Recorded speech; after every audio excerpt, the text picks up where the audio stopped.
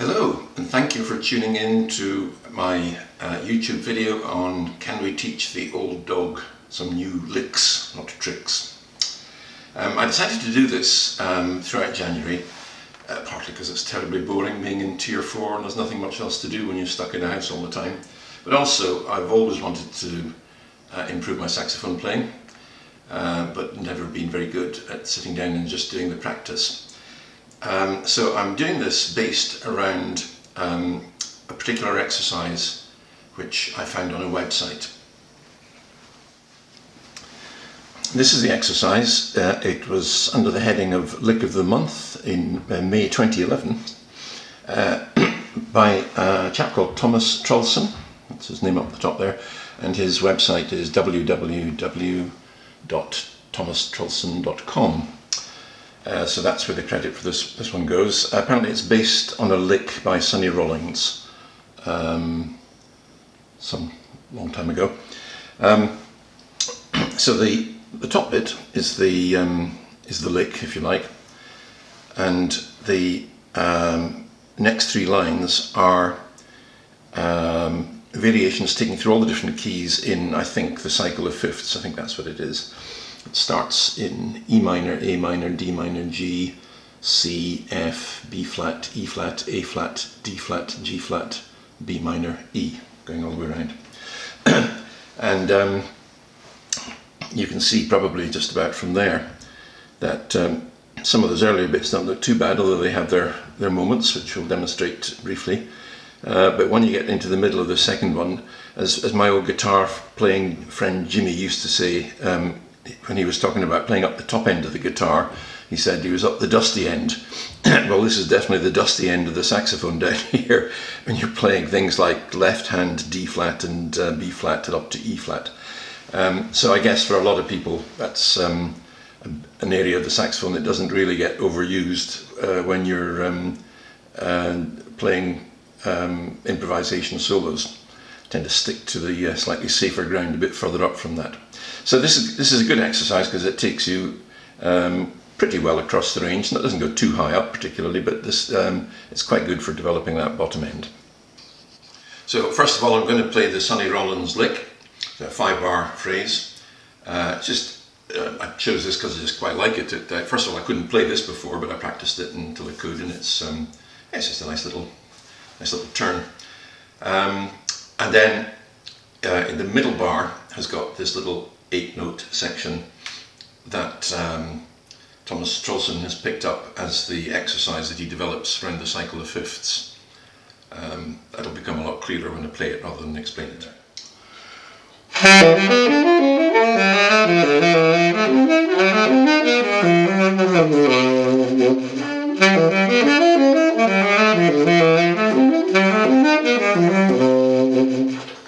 Okay, so that's reasonably fluent.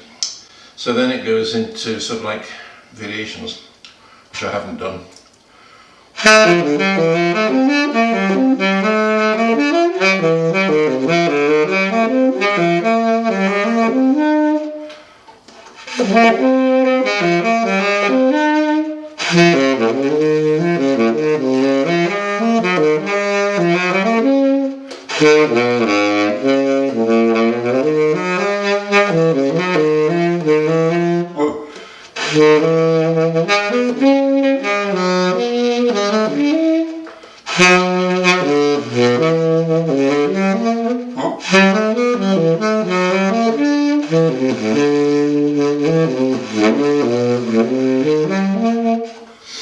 Blimey.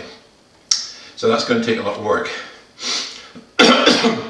So I think I need to break that down into little bits at a time and just do the old repetitions.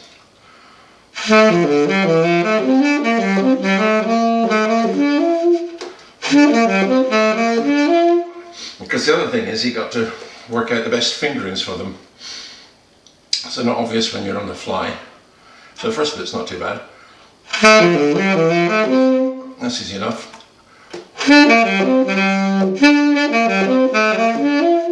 So that cross B to C is a bit tricky. D, B, C.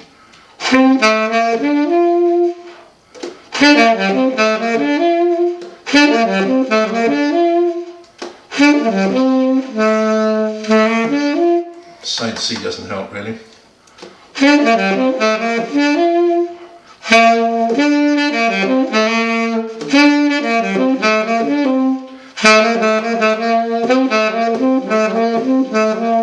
That's the awkward bit, that G, B, C. That might be better.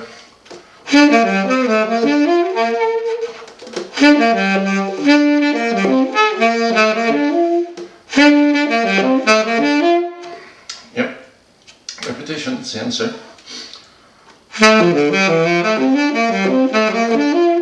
So then the next one is the D minor bit. It's not too bad.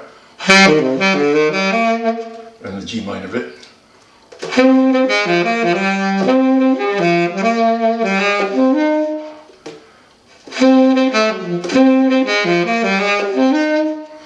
It's always the bits around the top left hand that I find the most difficult. Just getting the, when it comes down one way and goes up another way. Very tricky.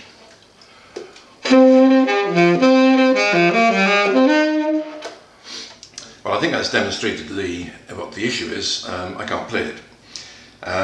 So the plan is I'm going to work at sections, practice and blah blah blah every day throughout the month of January, and this section will appear at the beginning, and just for those who are dipping in at the middle rather than having to watch the whole sequence, and you'll be able to compare what you've just seen with what's about to follow.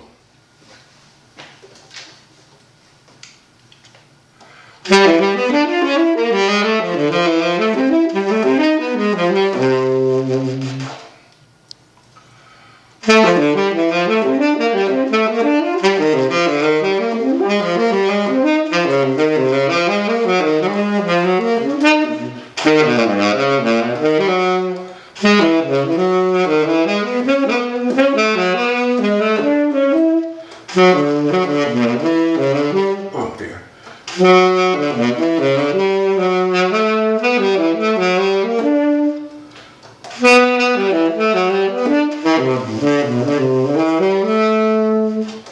Phew. Well, that's the whole thing. Some bits have got better, some bits have got worse. The added problem is when you string the whole thing together, you're just encountering each new one thinking, God, I can't remember the fingering for that bit, and then the next one, blimey. And then there's a sense of panic in the middle of the difficult phrase, followed by a sense of relief as you get to the end of it, followed by another sense of panic that, God, I'm not sure I've started with the right finger on the next one. For example, that particularly difficult one, down the bottom, when you come out of it, you've got to remember to have used the left-hand index finger over B and B flat, because that next phrase has to start that way. And there's not a B, you're not fingering a B anywhere in there, you're just fingering other notes. But if you start off not having fingered it, it just comes at you, it's such a shock you get it wrong. You've got to be on that one, otherwise you just can't get the next phrase right.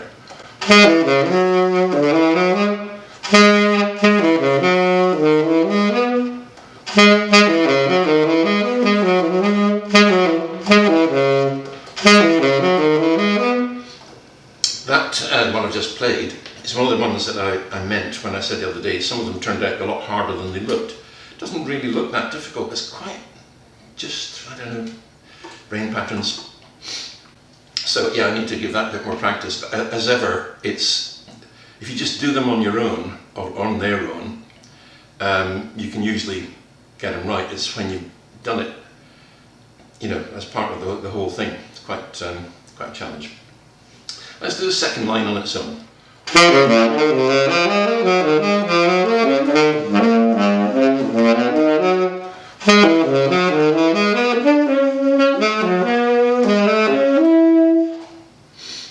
Still needs a lot of work.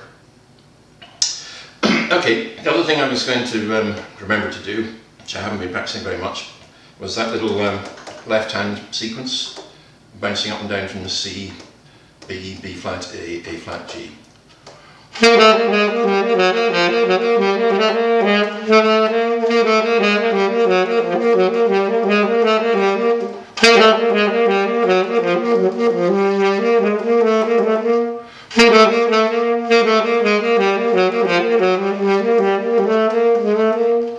Surprisingly difficult as well.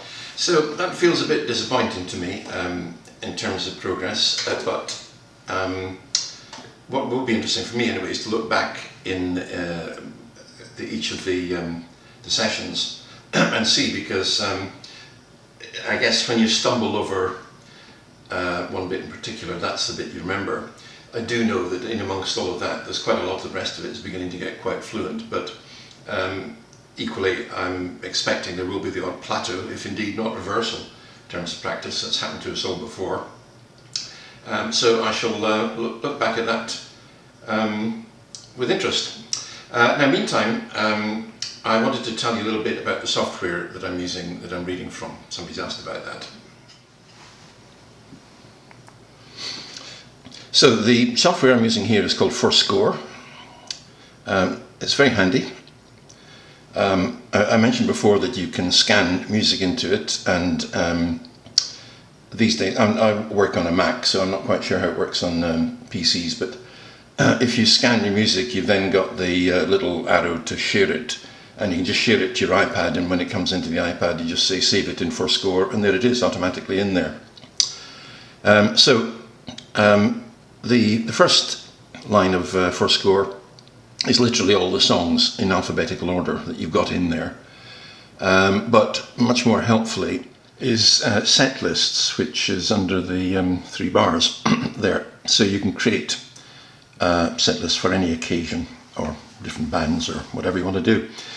And I've got quite a few in there. You can have the same song in a variety of different set lists, which is very helpful. You're not confined to just having it in one location. And for example, here's one, and you can have handwritten score music, which I've done.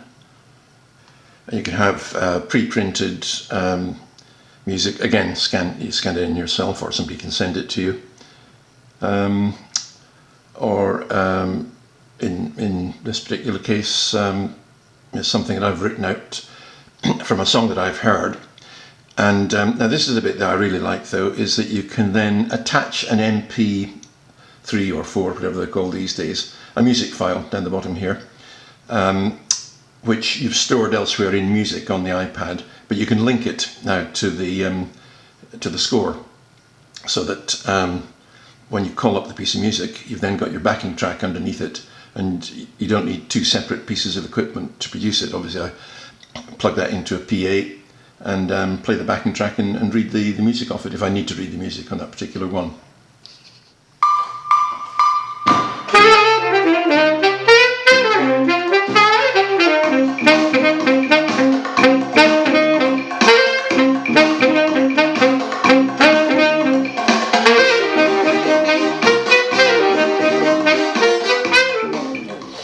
Anyway, it's not about having fun and enjoying the music, it's about getting down to serious practice, isn't it? I'm going to switch off now, do some more practicing, and I'll see you guys tomorrow.